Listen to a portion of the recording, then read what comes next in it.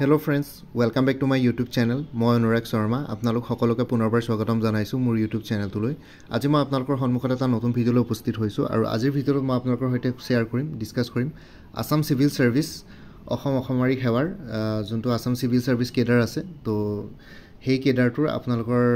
Career প্ৰগ্ৰেছন বা প্ৰমোশনৰ প্ৰস্পেক্টৰ ওপৰত discuss কৰিম আজি according to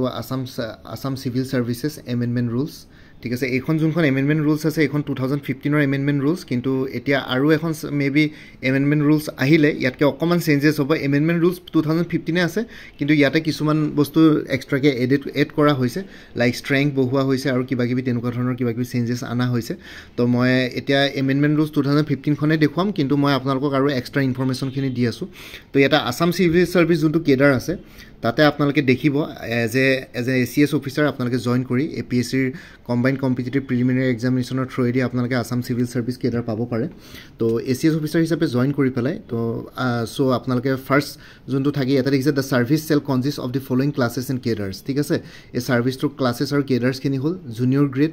senior grade 2, senior grade 1, selection grade, secretary to the government of Assam আৰু commissioner and secretary to the government of Assam. Total 6টা classes আছে, ক্লাसेस আৰু কেডাৰ আছে ইয়াতে আসাম সিভিল সাৰ্ভিসত। তো আপোনালোকে দেখিছে প্ৰথমতে জুনিয়ৰ গ্ৰেড হিচাপে আপোনালোকে এক্সিকিউটিভ মেজিষ্ট্ৰেট হ'ব পাৰে বা সাৰ্কুল অফিচাৰ হিচাপে পোষ্টিং দিব পাৰে আপোনালোকক। তাৰপিছত সিনিয়ৰ গ্ৰেড 2, সিনিয়ৰ গ্ৰেডত এডিশনাল ডিস্ট্ৰিক্ট কমিশনাৰ বা SDO সাব ডিভিজনেল অফিচাৰ দিব পাৰে, SDO। ঠিক আছে, তেনেকৈ ধৰণৰ এতিয়া অকমান যেহেতু সাব ডিভিজনছবিলাক আহিছে তো ইয়াতে অকমান চেঞ্জেছ হৈছে কিছুমান বস্তু। তো আজিকালি ডেপুটি কমিশনাৰ ডিস্ট্ৰিক্ট কমিশনাৰ কোৱা হয় আৰু সাব ডিভিজনবিলাক সাব ডিস্ট্ৰিক্টলৈ কনভাৰ্ট কৰা হৈছে। সাব ডিস্ট্ৰিক্টবিলাকৰ হেড হিচাপে এডিশনাল ডিস্ট্ৰিক্ট কমিশনাৰ থাকিব আৰু সেইজন সিনিয়ৰ গ্ৰেড 2 অফিচাৰ। তাৰপিছত সিনিয়ৰ গ্ৰেড 1, তাৰপিছত selection grade, secretary to the government of Assam, তাৰপিছত commissioner and secretary to the government of Assam. So এইকেইটা ক্লাसेस আৰু কেডাৰ আছে আসাম সিভিল সাৰ্ভিসত। আৰু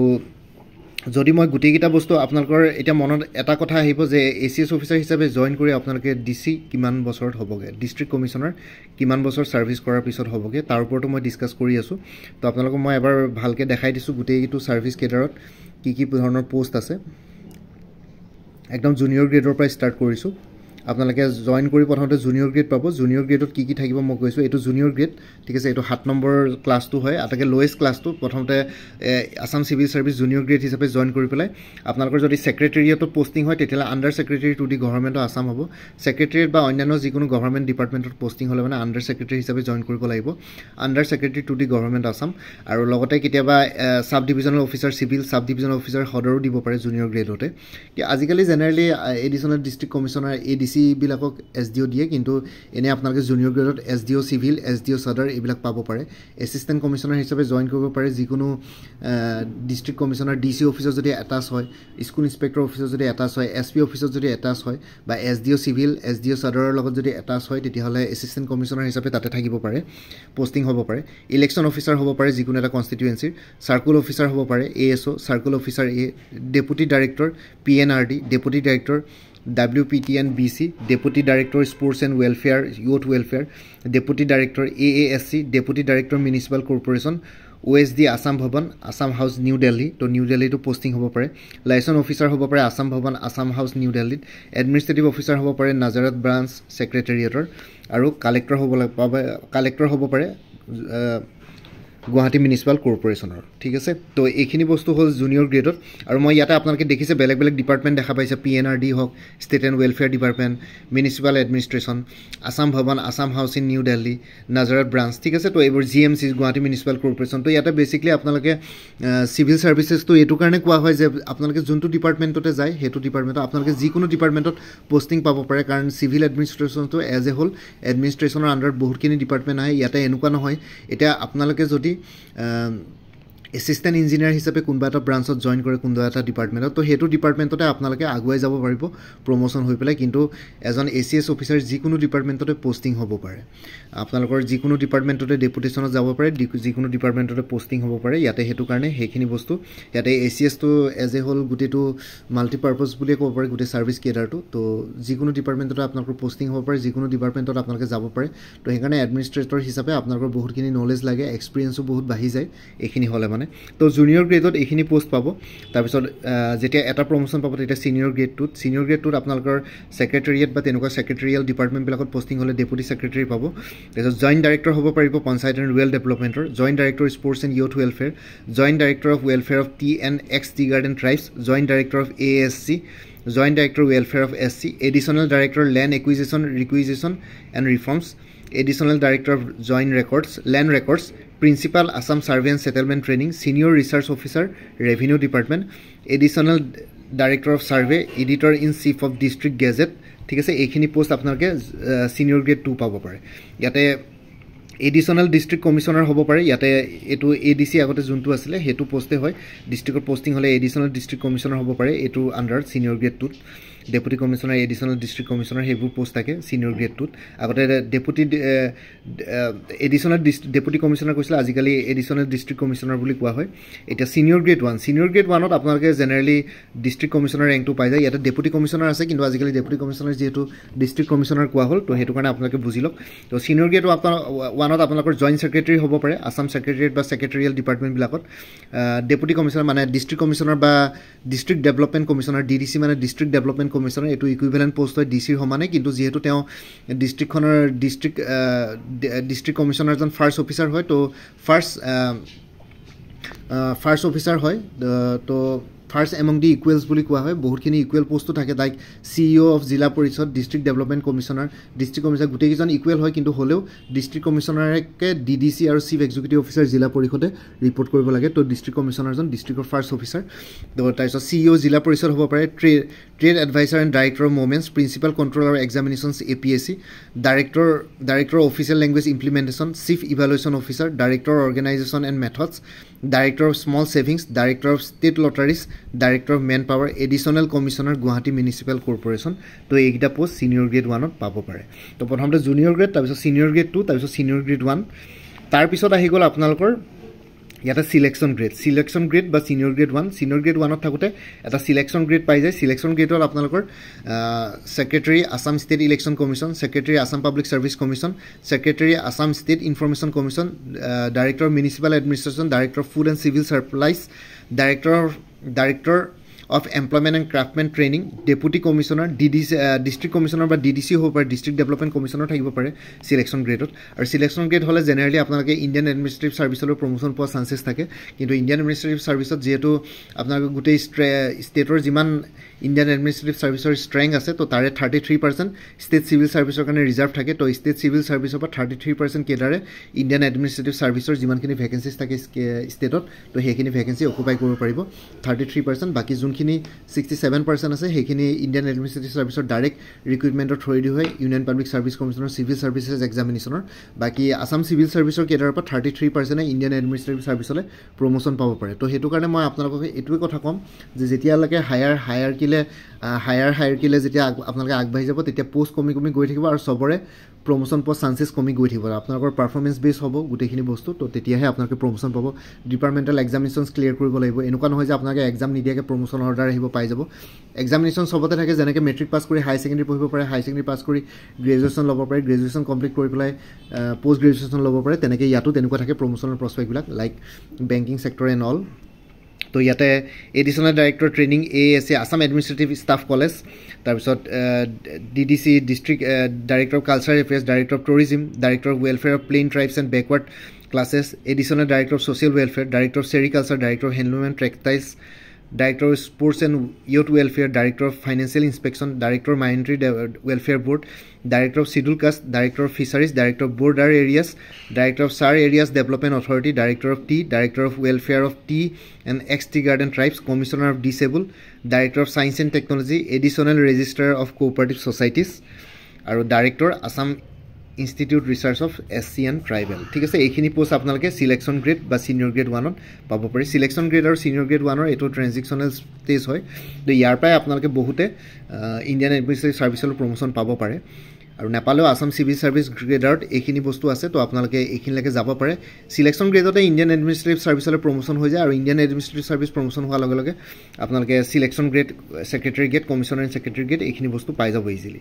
তো সিলেকশন গ্ৰেডত আপোনালোকৰ থাকিব additional secretary senior additional commissioner of transport senior additional commissioner of excise senior additional commissioner of taxes Senior Additional Commissioner of Labor, Additional Commissioner of PNRD, Inspector General of Prisons. ঠিক আছে তো এইখিনি বস্তু আপোনালোকে selection গ্ৰেডত পাব Inspector General of Prisons and all তো এইখিনি বস্তু সিলেকশন গ্ৰেডত পাব সিলেকশন গ্ৰেডত এইখিনি পোষ্ট থাকিব আপোনালোকৰ মই কৈছো ন যিকোনো ডিপাৰ্টমেন্টৰ পোষ্টিং হ'ব পাৰে ইয়াতে কিছুমান বস্তু কমে আছে আপোনালোকৰ গভৰ্ণমেন্টৰ অৰ্ডাৰ আৰু বেলেগ ডিপাৰ্টমেন্টৰ পোষ্টিং হ'ব পাৰে তাৰ পিছত আইগো secretary get secretary to government হ'ব পাৰে আৰু commissioner and secretary to the government of আসামল যাব পাৰে আৰু এইখিনি ষ্ট্ৰেংথ বিলাক লাহে লাহে কমি গৈ থাকে ইয়াতে তলত এটা লিষ্ট দি আছে ষ্ট্ৰেংথৰ মই আপোনালোকক দেখাই আছো ইয়াতে আপোনালোকে ষ্ট্ৰেংথৰ মই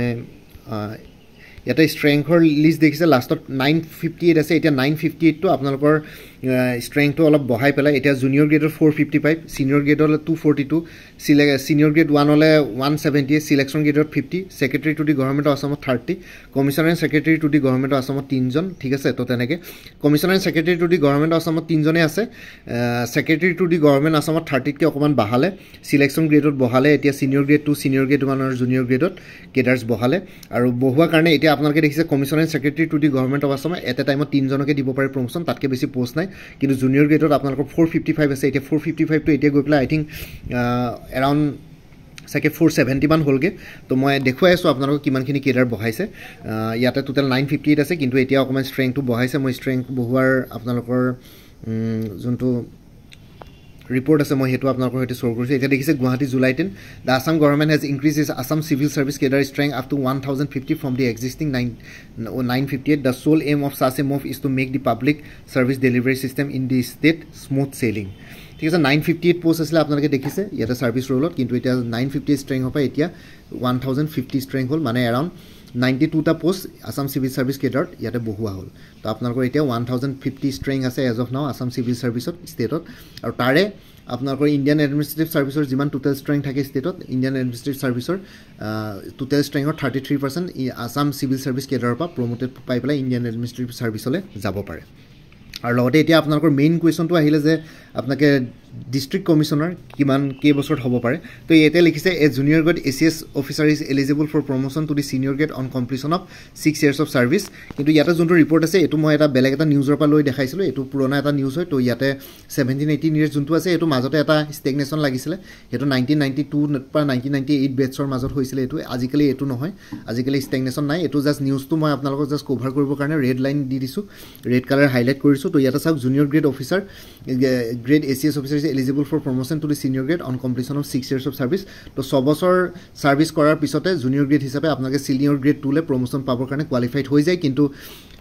6 বছৰতে সকলোৰে প্ৰমোশন হয় কাৰণ মই আপোনালোকক দেখালোৱে ষ্ট্ৰেংথটো লাহে লাহে কমি গৈ থাকে জুনিয়ৰ গ্ৰেডত যিমান ষ্ট্ৰেংথ থাকে সিনিয়ৰ গ্ৰেড 2 ষ্ট্ৰেংথটো কমি যায় তো এট এ টাইম গুটি বিলাককে প্ৰমোশন দিয়াটো পসিবল নহয় কিন্তু এজ এ হোল আপোনালোকে 7.5 বছৰ 8 বছৰ ভিতৰত সিনিয়ৰ গ্ৰেড 2 লে প্ৰমোশন পাব পাৰে এজন জুনিয়ৰ গ্ৰেড এসিএস অফিচাৰ তাৰ পিছত on the other hand as per rule number 13(3) of the rules the officer in the senior grade 2 are eligible for promotion to next higher grade that is senior grade 1 joint secretary after completion of 15 years of service in Assam civil service ঠিক আছে তো আপোনাকে 15 বছৰ চাকৰি কৰাৰ লগে লগে senior grade 1 joint secretary বা ডিস্ট্ৰিক্ট কমিশনাৰ হিচাপে আপোনাকে কোৱালিফাইড হৈ যায় 15 বছৰ চাকৰি কৰাৰ পিছত কিন্তু যেহেতু অকমান ইয়াতে পোষ্ট বেছি আছে আৰু লগতে ভ্যাকেন্সিৰ ওপৰত ডিপেন্ড কৰিব কিমান কি তেনেকুৱা ধৰণৰ তো হেতু কাৰণে 15 বছৰ নহৈ পেলাই আজিকালি ডিস্ট্ৰিক্ট কমিশনাৰ হতে এতিয়া নতুন ৰুলছৰ মতে ডিস্ট্ৰিক্ট কমিশনাৰ হতে এৰাউণ্ড 18 ইয়াৰ্স মান লাগি যাব পাৰে কেতিয়াবা 15 বছৰ কমপ্লিশন হৈ যায় 15 বছৰ আপোনাকে কোৱালিফাইড হৈ যায় বহুতৰ 15 বছৰটো প্ৰমোশন হ'ব কিন্তু সকলোকে at A time district commissioner বনাই দিয়াটো বা জয়েন্ট সেক্ৰেটাৰী দিয়াটো পসিবল নহব কাৰণ ষ্ট্ৰেংথটো লাহে লাহে কমি যায় তো হেতু কাৰণে জয়েন্ট সেক্ৰেটাৰী হবৰ কাৰণে আপোনালোকৰ 15 বছৰ মিনিমাম কৰাৰ পিছত 15 বছৰত ফাৰ্স্ট বেচ এটা প্ৰমোশন হ'ব নেক্সট এবছৰ পিছত আকৌ নেক্সট এটা বেচ প্ৰমোশন হ'ব যেতিয়া ভ্যাকেন্সিজ বাঢ়ি যাব তো তেনেকে ষ্টেপ বাই ষ্টেপ তেনেকে বঢ়াই গৈ থাকে আৰু যেহেতু বহুতখিনি সাৰ্ভিসেছ থাকে বেলেগ বেলেগ ডিপাৰ্টমেন্টৰ তো আপোনালোকৰ বেলেগ বেলেগ ডিপাৰ্টমেন্টৰ প্ৰমোশন হয় বেলেগ বেলেগ ডিপাৰ্টমেন্টত মানে আপোনালোকে ডেপুটেশনত যাব পাৰে বা পোষ্টিং হ'ব পাৰে তো তেনেকে ধৰণৰ আপোনালোকৰ সিনিয়ৰ গ্ৰেড 2 মিনিমাম 15 বছৰ চাকৰি কৰাৰ পিছত আপোনালোকে ডিস্ট্ৰিক্ট কমিশনাৰ বা জয়েন্ট সেক্ৰেটাৰী হিচাপে জয়েন কৰিব পাৰে যে ডিস্ট্ৰিক্ট ডেভেলপমেন্ট কমিশনাৰ বা চিফ এক্সিকিউটিভ অফিচাৰ জিলা পৰিষদ তেনেকুৱা ডাইৰেক্টৰ লেভেলৰ পোষ্ট বা controller of examination Assam public service commission তাৰপিছত জইণ্ট ডাইৰেক্টৰ অফ আছাম যোনখন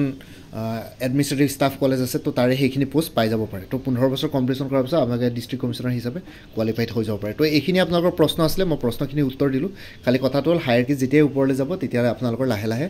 প্ৰমোশ্যনৰ প্ৰস্পেক্টটো অলপ শ্ল' হ'ব পাৰে কাৰণ এতিয়া যোনজন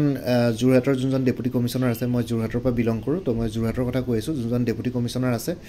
পুলক মহন্ত ছাৰ তো তেওঁ 1997 বেটছৰ হয় তো তেতিয়া অকণমান ষ্টেগনেশ্যন লাগিছিলে প্ৰমোশ্যনত তো সেইটো কাৰণে অলপ লেট হৈ গৈছিলে কিন্তু আপোনালোকৰ আজিকালি প্ৰমোশ্যন এতিয়া 2015 বেটছৰ প্ৰমোশ্যন 2022-23 হৈ গৈছে এডিশ্যনেল ডিষ্ট্ৰিক্ট কমিশ্যনাৰ হিচাপে যিসকল জুনিয়ৰ গ্ৰেড আছে ছিনিয়ৰ গ্ৰেড 2লৈ প্ৰমোশ্যন হৈ গৈছে 7 বছৰ বা 8 বছৰৰ ভিতৰত তো তেনেকৈ এৰাউণ্ড 75 জন মানৰ প্ৰমোশ্যন হ'ল তো তেনেকৈ প্ৰমোশ্যন সোনকালে হৈ যায় আজিকালি তো ইমান চিন্তা কৰিব নালাগে তো আগৰ নিচিনা তেনেকুৱা নহয় আজিকালি প্ৰমোশ্যনেল প্ৰস্পেক্টটো অলপ ফাষ্ট এণ্ড হ'ল ছাৰ্ভিচ ৰুলছ বহুতখিনি এমেণ্ডমেণ্ট কৰা হ'ল চেঞ্জেছ কৰা হ'ল তো ইমানে আছিলে এইখিনি জনাবৰ কাৰণে ভিডিঅ'টো বনালোঁ ACS অফিচাৰ প্ৰমোশ্যনেল প্ৰস্পেক্টখিনিৰ ওপৰত বাকী নেক্সট ভিডিঅ'টোত মই